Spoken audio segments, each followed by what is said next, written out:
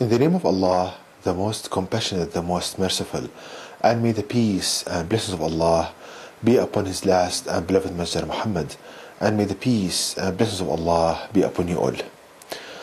This is the fourth part of a series entitled Discoveries from the Quran.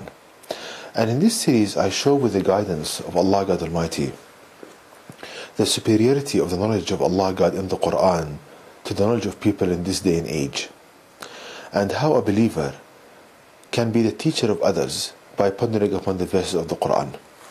And the topic chosen for this presentation is the future of parenting children from the guidance of the Quran. Now, a person who ponders upon the relationship between children and their parents in this day and age, he discovers a very kind of serious problem.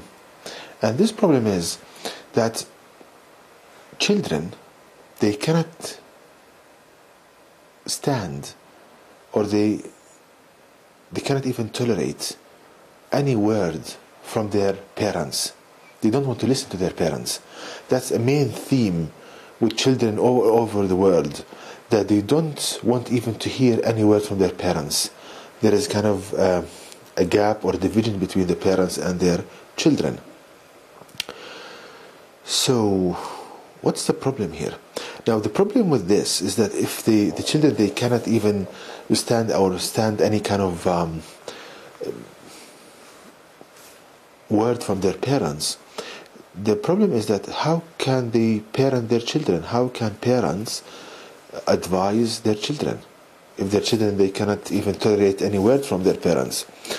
So if we go to the last revelation of Allah God to people, the Quran, and ask Allah God Almighty for the cause of this problem, because if we can solve this problem and children, once again, they communicate with their parents, then you can do parenting.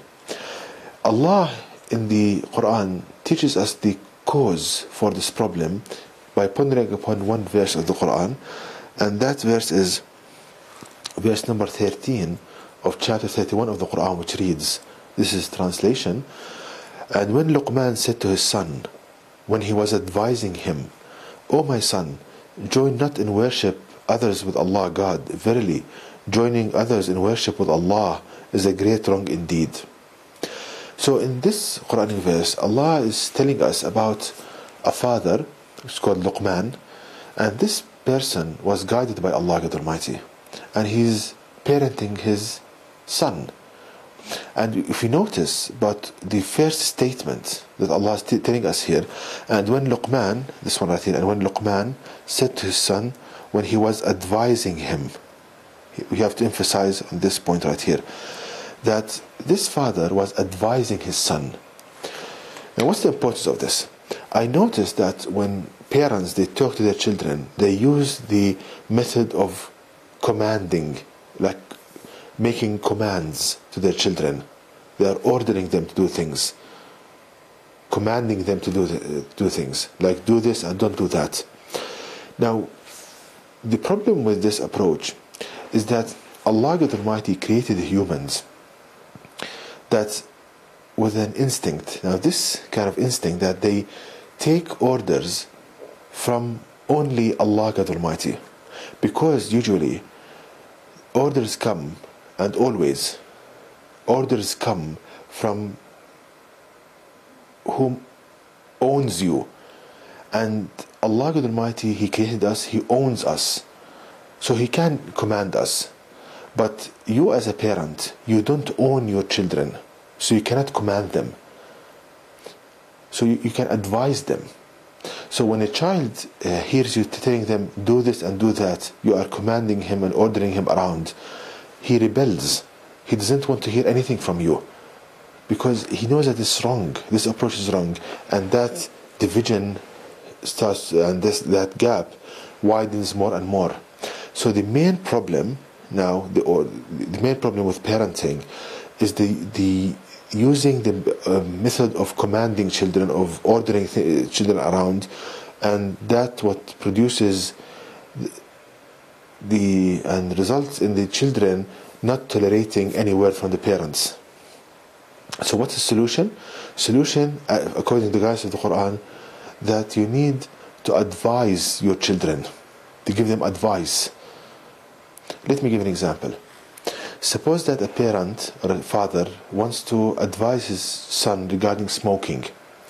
Now the current method of parents, don't smoke, and if you smoke, I will do this and that.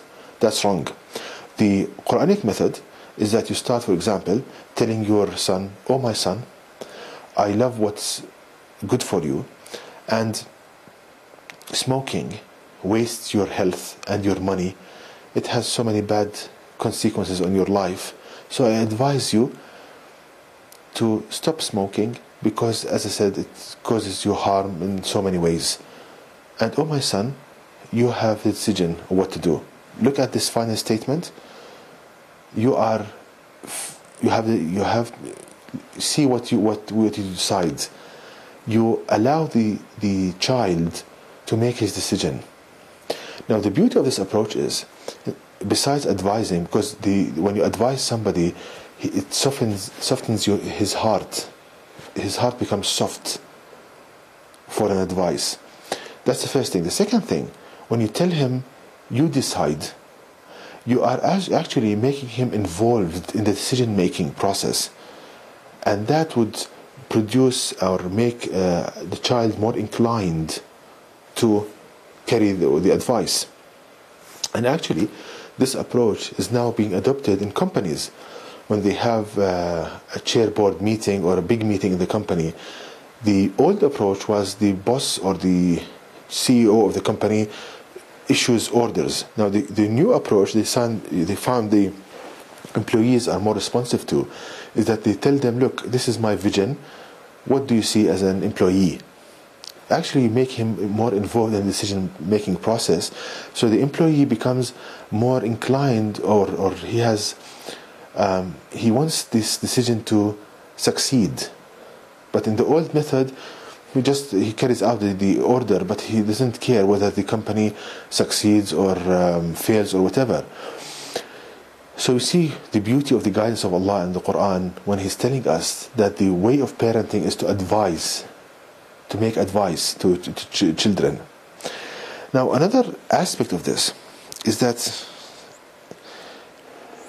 I stated in so many of my lectures that Satan, the devil, is your enemy, and he's the sole reason for mental disturbances.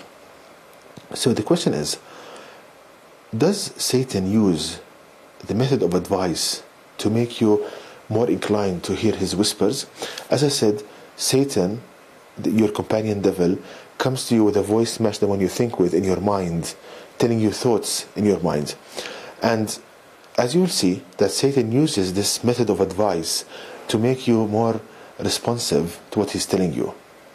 Let us ponder upon this verse, and then I'll give you an example. It's verse number 21 of chapter 7 of the Quran, which reads, "And he swore by Allah God to them both, verily I am one of the sincere advisors for you both." So here Allah is telling us that Satan used the method of advising Adam and Eve in order to make them disobey Allah God Almighty. Let me give you an example. A person comes back from a hard day at work. Satan comes to him with a voice match the one he thinks with in his mind, telling him, and he's hearing these thoughts as if he's thinking to himself with them. Look, this is Satan telling him, look, you had a hard day at work, so why don't you drink a little bit of alcohol just to relax, just to unwind? You're not hurting anybody, just a little sip.